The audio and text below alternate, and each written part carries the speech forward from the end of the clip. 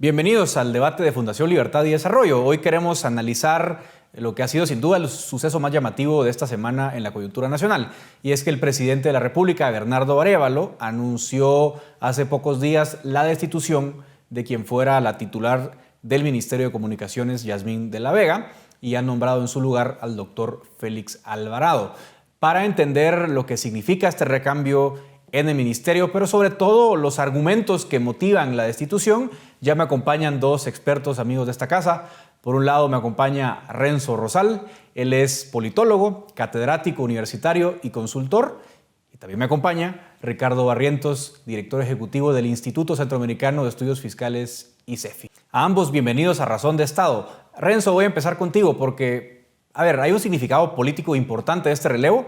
Estamos hablando del segundo cambio en el gabinete del presidente Arévalo. Ya había salido por el uso de bienes del Estado la ministra de Ambiente y ahora hay un relevo en la cartera de Comunicaciones, sin duda uno de los ministerios más complejos y más importantes del Ejecutivo. Así que, ¿cuáles son tus impresiones preliminares sobre este cambio en el Ejecutivo? Bienvenido. Bueno, muchas gracias por el espacio. En principio subrayo que me parece que la designación del doctor Félix Alvarado es un acierto, tomando en cuenta, uno, que goza de la confianza clarísima del presidente Bernardo Arévalo. Además, en este caso, el doctor Alvarado es miembro fundador, inclusive, pues no sé si fundador, pero miembro del partido Semilla, y eso le da, digamos, una notoriedad en términos políticos, que cualquier miembro de gabinete, un ministro, tiene que tener en particular es un nivel de confianza, y en este caso me parece que es alto. Lo otro es que me parece que el doctor Alvarado ha venido impulsando durante los últimos tiempos algunas iniciativas, precisamente en el tema de infraestructura, particularmente orientado al tema de infraestructura a nivel comunitario. Entonces me parece que ahora tendrá la posibilidad de que esa y otras más iniciativas puedan concretarse. Por supuesto, y yo diría que lo más destacable quizás de su designación es la posibilidad de dar un giro muy fuerte de timón a la conducción que se ha hecho, no solamente de la persona que ahora, que hasta hace algunos días estuvo de ministra, sino me refiero a la lógica que ha dominado la cartera de comunicaciones, por lo menos durante los últimos, no sé, década y media o quizás más. Cómo se ha pervertido esa institución, cómo se ha convertido en una de las claves fundamentales de la corrupción, cómo se ha creado toda una serie de engranajes digamos que no tienen nada que ver con las competencias y responsabilidades que la ley del Ejecutivo le asigna a esta importante cartera. Entonces me parece que el Félix Alvarado tiene, y yo creo que sus primeras manifestaciones, sus primeras palabras que ha dado a medios de comunicación expresan, creo, con bastante claridad, y el hecho de que el presidente lo ha presentado, digamos, con bastante fuerza, indica que hay la posibilidad de darle, ojalá, un cambio, una transformación a ese ministerio, por lo menos comenzar a hacerla y no en la línea de la continuidad. Por supuesto que ahí es donde están los desafíos fundamentales. Primero, porque el doctor Alvarado no proviene de esas redes, no proviene de los espacios de poder dominantes a lo largo de estos tiempos en el ministerio, y eso, por supuesto que ya se coloca esas y otras más piedras digamos, elementos, obstáculos que va a tener que ir librando poco a poco, pero en resumen diría que es un acierto desde el punto de vista político. Es importante esto que menciona Renzo, querido Ricardo, porque sí es un ministro de las filas del partido Semilla, a diferencia de Yasmín de la Vega, que había sido, digamos, esos cuadros externos que habían integrado el Ejecutivo, un poco en esa idea de amplitud que había planteado el presidente Arévalo al comienzo de su gestión. Pero, aprovechando que te tengo, Ricardo, en esta conversación y que conoces bien la parte presupuestaria, quisiera hablar del motivo que invoca el presidente Arévalo para la remoción. Y es que uno o el motivo central que parece esgrimir el presidente en su exposición es que había desacuerdo en la forma en la que se estaban haciendo los pagos a los proveedores. Dice el presidente Arévalo que desde el Ejecutivo, desde la presidencia, se había acordado que los pagos serían trimestrales y en función del avance de la obra, y la ministra pues dice, mire, pues los pagos según los contratos son mensuales y por eso los hice mensuales. Pero aprovecho a hacerte esa pregunta y agregar, bueno, si nos guiamos por los contratos y los pagos son mensuales, ¿será que se le pagaba a todos por igual? Iluminanos un poquito al respecto, Ricardo. Bueno, yo creo que toca analizar un poco este argumento que esgrimió la exministra en su defensa. Normalmente esto no generaría discusión, ni llamaría la atención, ni hubiese controversia ni debate, pero básicamente ella sí efectivamente argumenta que un contrato es ley entre las partes. Y entonces, si hay un contrato, por ejemplo, como ella misma me parece que ejemplificó, establece, hay una cláusula donde es explícita y específica en cuanto a pagos mensuales, pues entonces la instrucción del presidente de hacer pagos trimestrales, pues le generaba un conflicto y ella, pues, entre la orden del presidente y este contrato que es ley entre las partes, le hacía caso al contrato. Ese es el argumento de la señora de la Vega. Ahora, la verdad es que a nuestro juicio y opinión, este argumento no se sostiene. Primero porque se supone, según informó la propia secretaria privada de la presidencia durante una citación en una de las bancadas del Congreso, la secretaria privada le explica a este grupo de diputados que hay una comisión integrada por el presidente de la República, la ministra de Comunicaciones, Infraestructura y Vivienda y el ministro de Finanzas Públicas, en donde revisaban la lista de las empresas a las cuales se le iba a hacer los pagos. Bueno, si el presidente me está pidiendo que haga los pagos de una manera y yo sé que estoy obligado legalmente por las cláusulas contractuales a pagar de otra manera, mi pregunta es, ¿por qué no lo dijo? A ver, esta no era una comisión de 25 funcionarios, nada menos que el presidente, el ministro de Finanzas y la ministra de Comunicaciones. Así es de que si yo estoy en desacuerdo, yo le digo, mira, presidente, perdona, pero a mí el contrato me dice que tengo que pagar. Entonces, ¿por qué lo tiene que decir en una conferencia de prensa ya que la destituyeron y no lo dijo en su momento oportunamente durante las muchas, imagino, reuniones de esta comisión cuya existencia informó la secretaria privada? Y luego tampoco se sostiene porque, bueno, hay medios de prensa ahí que han reportado que hay 4 empresas vinculadas a políticos, a financistas de campaña y todo esto. Y entonces, ¿por qué el afán de honrar con mucha diligencia las cláusulas contractuales, digamos, de los contratos con las cláusulas de los contratos de estas 4 empresas y no de las decenas de contratos? O sea, ese no es el criterio que ella aplicó a la totalidad de contratos que tiene la cartera. Así es que pues yo entiendo que haya un poco de debate en cuanto al aparente sustento legal de su argumento, pero en la operación no es creíble, ¿verdad? Porque entonces, ¿por qué no lo dijo antes? ¿Por qué lo está diciendo ahora?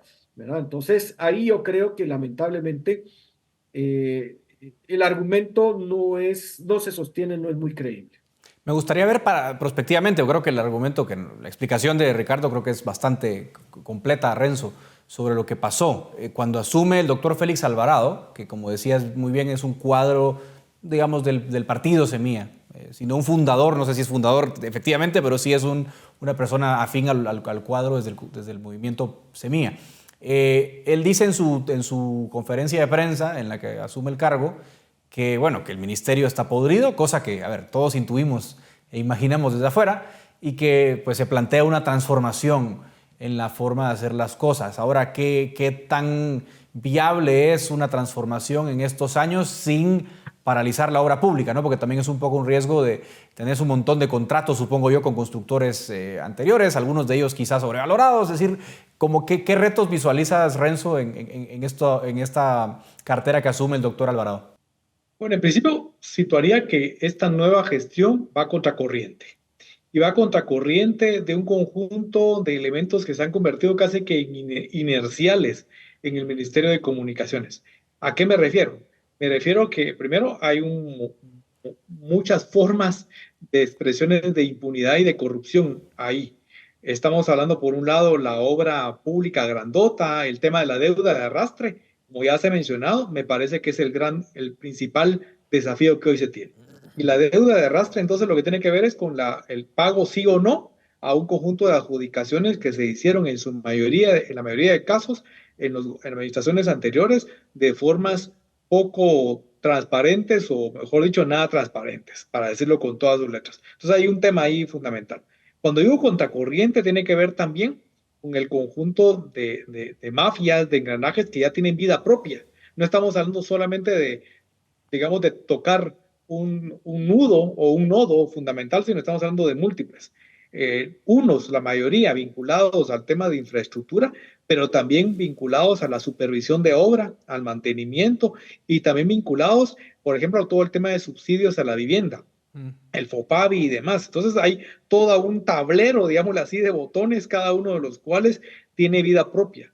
Transformar el ministerio no es un asunto que va a poderse hacer lamentablemente en una sola administración. Requeriría el impulso de, no sé, dos, tres gobiernos al menos. Pero en esta ocasión yo creo que lo clave de la gestión del doctor Alvarado tiene que ver, decir, bueno, cómo poderle apuntar a dos, tres de los botones o de los nodos para poder a partir de ahí comenzar una especie como de lógica de dominó. Tratar de pegarle a todo va a significar a todo y a nada. Entonces yo creo que ahí tenemos eso habrá que verlo ya cuando, ya ahora que está el ministro Alvarado sentado en su despacho, es decir, en qué va a consistir su verdadero plan, más allá del discurso, más allá de las palabras. Yo creo que por ahí van los principales acentos y yo lo que diría fundamentalmente es estos espacios de poder están muy consolidados.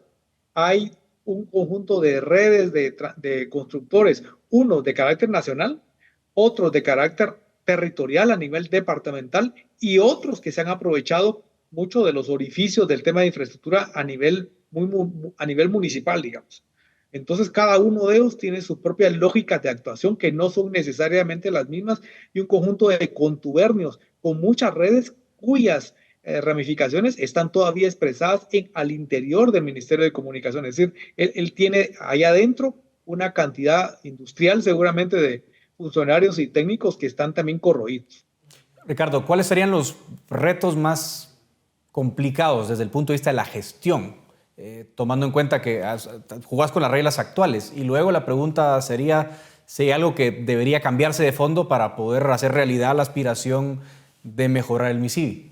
Bueno, yo creo que el ministro Alvarado, su primer desafío es formar rápido un equipo. Esto es muy difícil. Esto es muy difícil porque no son solo los viceministros, no son solo los viceministerios, tampoco son solo las direcciones generales. Eh, yo creo que para tomar control del Ministerio de Comunicaciones, Infraestructura y Vivienda, fácil son más de 70 cuadros. Yo creo que el ministro la tiene muy difícil de encontrar 70 profesionales con conocimiento, experiencia, limpios, probos y que además quieran meterse a eso. Porque paso al siguiente desafío, que todos están vinculados, pues, o sea, esto no son estancos separados, Claro. ¿no? Y esto está más del campo de especialidad de Renzo. Todos los ministerios, todas las secretarías de Estado han sido blanco sistemático del tráfico de influencias y la, digamos, intimidación maliciosa por parte de estamentos de poder político, principalmente diputados y diputadas al Congreso de la República.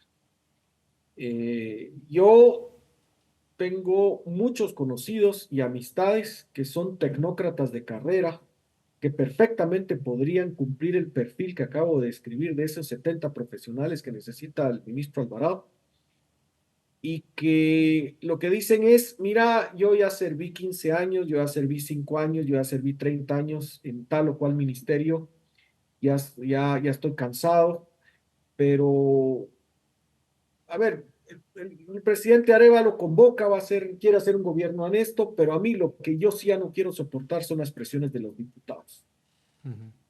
Que si quieren un contrato, que quieren una obra, que quieren meter tal o cual plaza, entonces me parece que de todos los 14 ministerios y las decena y pico de secretarías de Estado, El de Comunicaciones, Infraestructura y Vivienda ha sido uno de los ministerios más grave y severamente golpeado por este tema de la interferencia y la influencia de diputados y diputadas corruptos, ¿verdad? Pero también gobernadores, también de otros estamentos financistas de campaña, etcétera, etcétera. Entonces, me parece que, pero también está el Ministerio de Salud Pública y Asistencia Social, miremos pues el Ministerio de Educación con el tema de las plazas, pero de todos los 14, me parece que este es el más severamente afectado, es histórico, ¿verdad? Y casi que es la única forma de gestión de la inversión pública en infraestructura que se conoce, ¿verdad? Entonces, transformar esto, yo coincido con Renzo, por ejemplo, por ahí estaba la famosa ley de infraestructura vial, muchos decían que era un paso necesario, pero todos sabemos, si no miremos la ley de contrataciones del Estado, pues, o sea, podríamos tener la ley perfecta, pero sin funcionariado. Entonces, yo creo que ese es el segundo desafío. ¿Cómo retecnificar y despolitizar este ministerio? Pero no por la política de la policy legítima, sino que por la politiquería, pues. Entonces, ese es un segundo desafío. Y el tercero, hay desafíos técnicos. No se nos olvide que en este ministerio está también, por ejemplo, la Dirección de Aeronáutica Civil. Correcto. El tema del aeropuerto, ¿verdad? Y bueno, y de ahí para adelante. Entonces, me parece que este es un ministerio que está en una situación muy crítica y con graves y serios desafíos en lo técnico y en lo político.